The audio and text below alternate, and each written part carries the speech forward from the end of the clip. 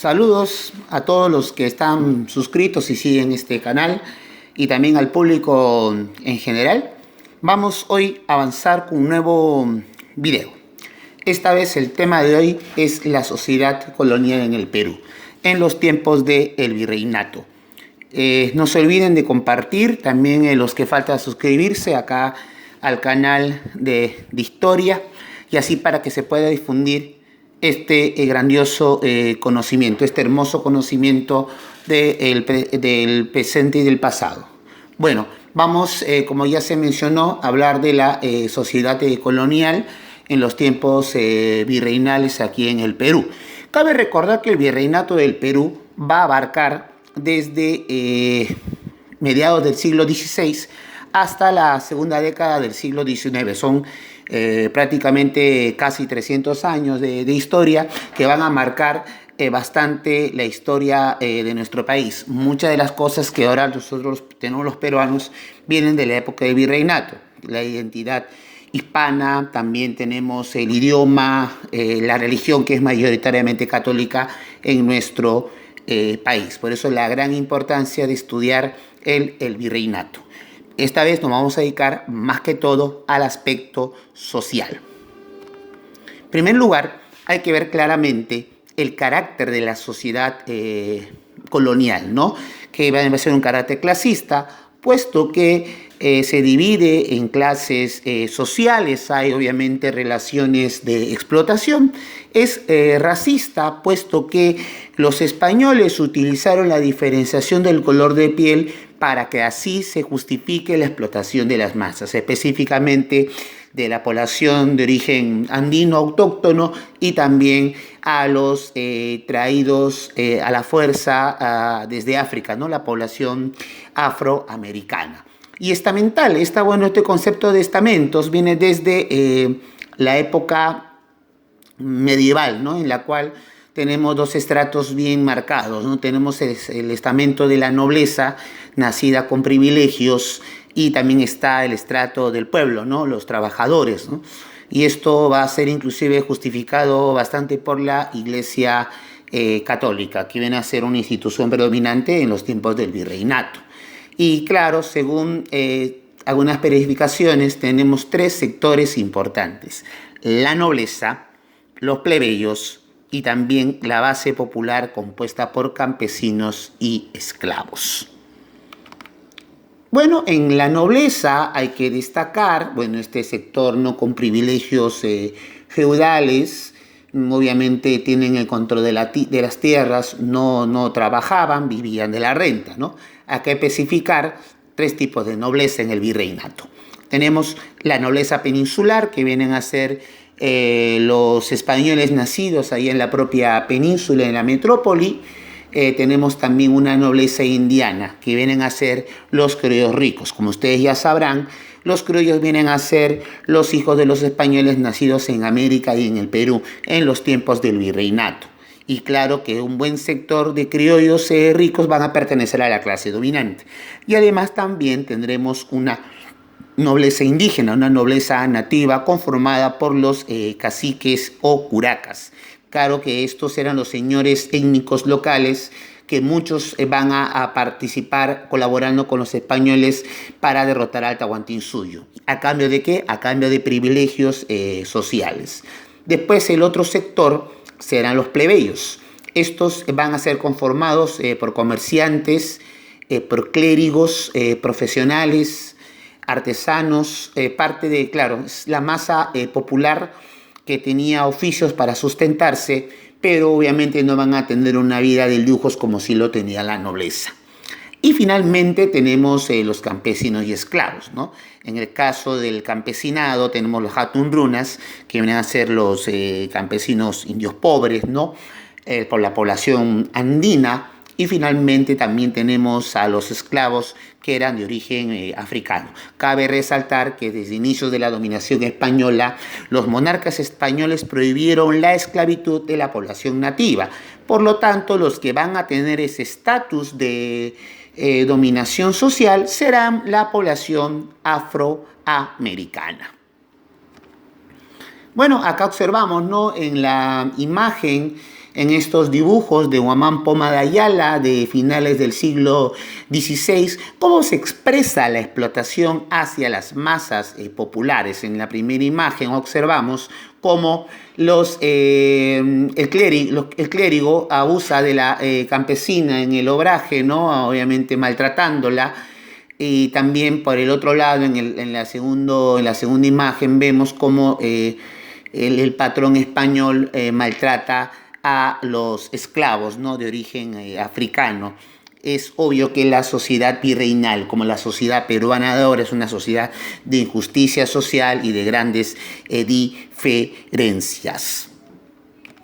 Luego tenemos el caso de que a nivel jurídico los monarcas españoles decidieron dividir al virreinato en repúblicas, en cuerpos jurídicos distintos, en tanto República de Españoles como en República de Indios. Tenemos acá interesante que la República de Españoles van a ser conformados por la población de origen europeo. Como ya se mencionó, los peninsulares que provenían de la metrópoli y los criollos que vienen a ser la descendencia española ya en estas tierras, que van a conformar la clase dominante, ¿no? Y van a ser también los más privilegiados. Pero también cabe resaltar que acá también hay diferencias, porque los que van a tener mayores prerrogativas serán justamente el sector peninsular. Esto se va a agudizar más en el siglo XVIII, cuando se da mayores privilegios a estos peninsulares, desplazando a los criollos. También acá observamos, ¿no?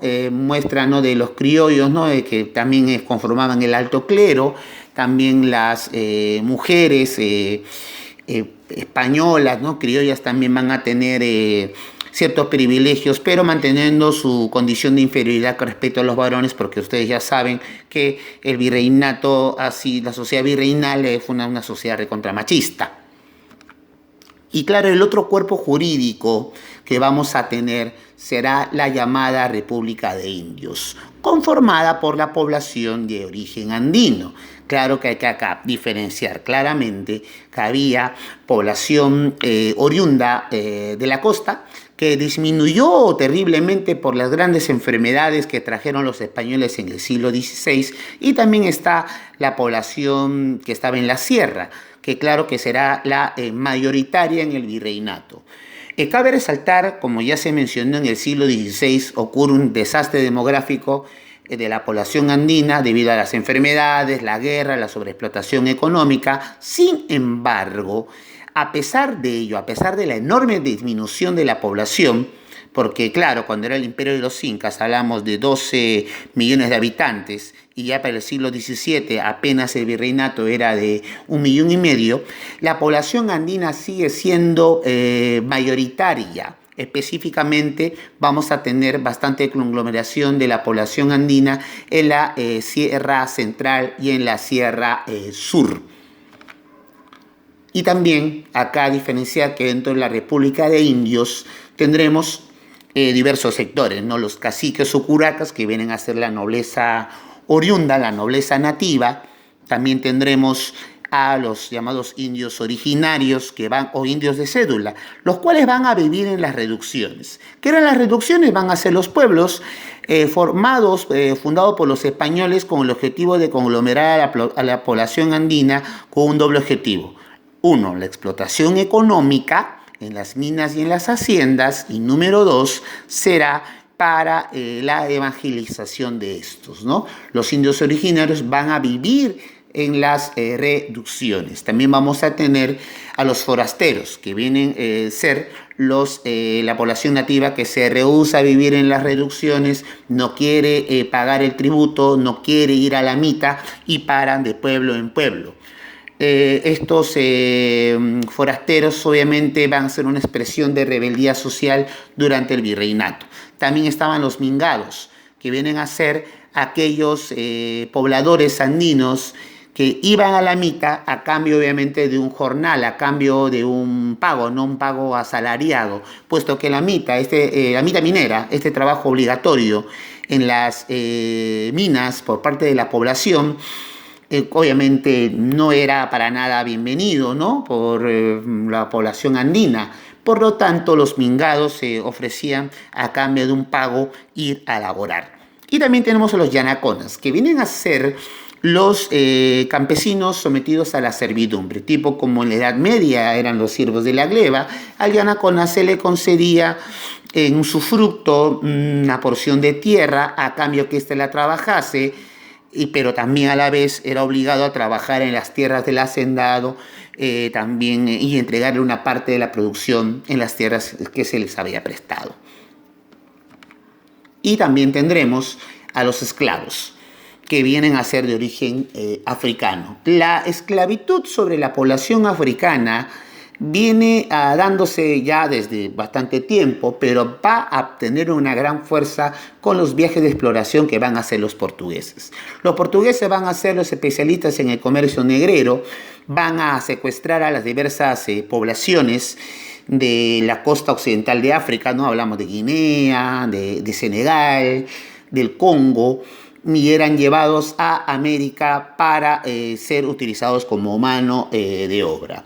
Claro que van a haber otros países como el caso del Brasil, ¿no? El caso de Colombia, Cuba, que van a tener una gran cantidad de masa esclava.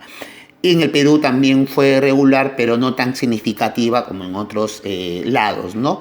Y claro, acá remarcar que la población afroperuana sometida a la esclavitud va a dedicarse principalmente al trabajo agrícola en las haciendas de la costa, en la producción de algodón y de caña de azúcar, ¿no?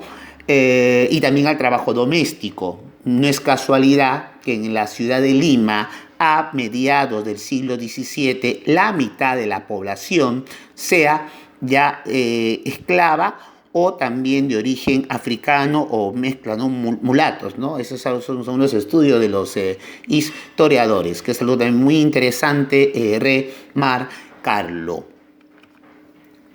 Para especificar, tenemos diversos tipos de esclavos. Por ejemplo, estaban los bozales, eran aquellos esclavos recién llegados desde África, desconocían totalmente la religión católica, también desconocían el idioma español y las costumbres, ¿no? Propias acá en el Perú, y por ello van a ser los más explotados. También tenemos los ladinos o criollos, eran aquellos esclavos que ya conocían la idiosincrasia occidental, conocían la religión católica, hablaban el español, porque ya tenían buen tiempo en América o en el Perú, ¿no? Cabe resaltar que los esclavos serán vendidos a diversos amos por varias veces en el transcurso de su vida. A veces cambiaban normalmente entre 4 o 5 dueños. Y claro que los dueños, para resaltar que son su propiedad, van a obviamente meterles hierro candente en la piel con obviamente signos representando la propiedad del amo, ¿no? También van a estar los palanganas, que vienen a ser estos esclavos que van a colaborar con la explotación de sus hermanos de clase, puesto que estos palanganas estaban muy vinculados a los amos y señores. Los libertos, que también son interesantes analizarlos, vendrían a ser aquellos esclavos que lograrían su libertad por diversos motivos, ya sea por la benevolencia del amo o que también ellos podrían comprar su propia libertad. Y claro, mientras que fue avanzando la época virreinal, la cantidad de libertos ha venido aumentando, principalmente desde el siglo XVIII, y que se incorporaban, ¿no?, al trabajo artesanal, al trabajo manual, y también como jornaleros en las haciendas o también sometidos al yanaconaje. Y finalmente están los cimarrones, que es algo muy importante resaltar, porque claro, si bien es cierto, en el virreinato no ha habido una gran rebelión de esclavos como en otras partes, ha habido obviamente tumultos, protestas, ¿no?, movimientos en contra de la explotación, pero no ha sido tan significativo. Pero en cambio sí, la principal expresión de rebeldía social será el cimarronaje. ¿Qué eran los cimarrones? Sencillo, eran los esclavos que huían de las haciendas, escapaban de la explotación y se refugiaban a las afueras de las ciudades para formar así comunidades de esclavos fugitivos llamados palenques. Acá en el Perú hubieron palenques muy célebres, tenemos el de Caraballo, también está el de Huachipa a inicios del siglo XVIII. Es obvio que estos palenques tenían el rechazo de las autoridades españolas e inclusive van a ser aniquilados y arrasados a sangre y a fuego, porque claro, el sistema virreinal no podía permitir, ¿no? La expresión de rebeldía ante, obviamente, que desafía el orden social. Y también vamos a ver algo muy interesante, las mezclas étnicas, las castas, puesto que durante el virreinato los monarcas españoles habían establecido claramente dos cuerpos jurídicos, la República de Españoles y la República de Indios. Sin embargo, acá ocurrió una diversidad de mezclas étnicas que harían obviamente que esta división legal sea más ambigua. Y tenemos acá parte de las castas más conocidas serían los mestizos, que vendrían a ser la mezcla de español con población andina, ¿no? Y acá son muy interesantes porque en el Perú ha habido cantidad de mezclas étnicas, tanto así que en el siglo XVIII vamos a observar más de 40 mezclas étnicas. Acá tenemos estos dibujos muy interesantes que expresan a un mestizo y a un cuarterón, que vienen a ser obra del sacerdote Martínez de Copañón en el siglo XVIII. Acá vemos también en esta pintura del siglo XVIII una de las principales mezclas, el padre español, la madre nativa y el niño que viene a ser un mestizo. También tendremos otra mezcla muy interesante, también muy difundida en el virreinato, el padre español, la madre de origen africano, va a dar como resultado a un mulato. Y claro, acá también tendremos las castas más importantes. Tendremos, como ya se mencionó, a los mestizos, a los mulatos. También tenemos a los zambos, que vienen a ser mezcla de la población andina con la población africana. Los castizos, que vienen a ser de español con mestiza. El cholo de mestizo con una nativa. También está el cuarterón, que viene a ser de europeo con una mulata. Y también el quinterón, que viene a ser de un español con una cuarterona. Ahí tenemos la diversidad de mezclas étnicas y también a partir de ello podemos entender la gran diversidad étnica que tenemos aquí en nuestro país. Y finalmente vamos a tener que dar ciertos datos acerca de lo que sería la mujer en el virreinato. Como ya se mencionó, la mujer estaba sujetada a la potestad patriarcal. La mujer no tenía muchos derechos, obviamente había una condición de inferioridad respecto a los varones, y esto era justificado tremendamente por la Iglesia Católica. Las mujeres no podían asumir cargos públicos, estaban excluidas de la educación formal, y claro, el ideal de mujer era que sea una buena madre o también que se dedique a la religión, ¿no? que sea monja. Estaba obviamente muy sujetada a la autoridad del padre y a la autoridad del esposo.